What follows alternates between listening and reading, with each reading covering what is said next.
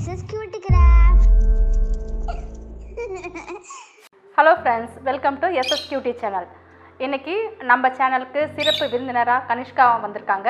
அவங்களோட சேர்ந்து African lovebirds பாப்பாவும் வந்திருக்காங்க. ஹாய். ஹாய்.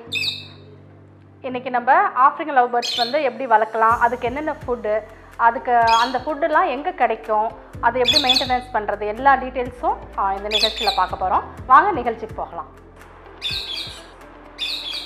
கனிஷ்கா, உங்கள் லவ் பேர்ட்ஸை பற்றி சொல்லுங்கள். ஆஃப்ரிக்கன் லவ் பேர்டை பற்றி சொல்லுங்கள். அதை எப்படி மெயின்டைன் பண்ணுறீங்க, அதுக்கு என்னென்ன ஃபுட் கொடுக்குறீங்க, அதெல்லாம் பற்றி எங்களுக்கு சொல்லுங்கள். பாப்பா வந்து டெய்லி தெனை சாப்பிடும். உங்களுக்கு பேர் பாப்பாவா? Cute name.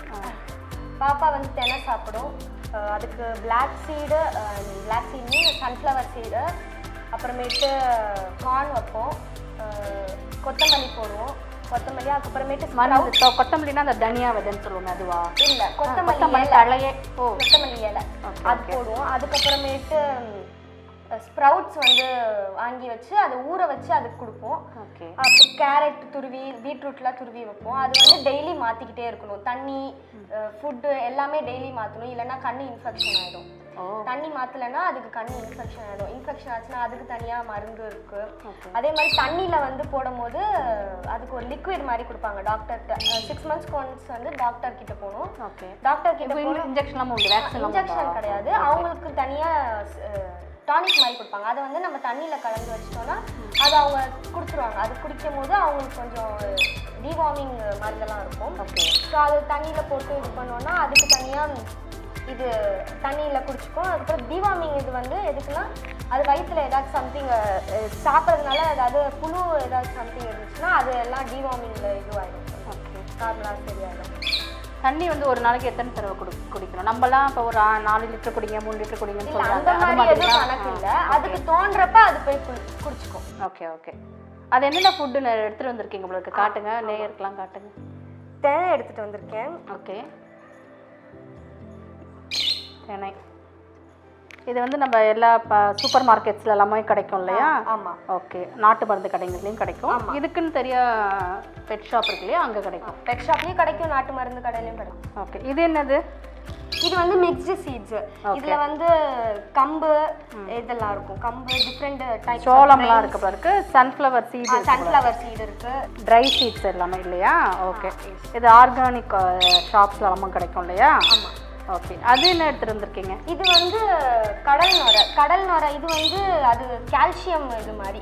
நம்மளுக்கு எப்படி அயன் நம்ம எடுத்துக்கிறோமோ அதே மாதிரி நம்மளுக்கு தேவை, எப்படி எடுத்துக்கிறோமோ அதே மாதிரி இதுக்கும் அயன் சத்து, கால்சியம் சத்துலாம் தேவை. அதுக்கு வந்து இந்த இது வைப்போம்.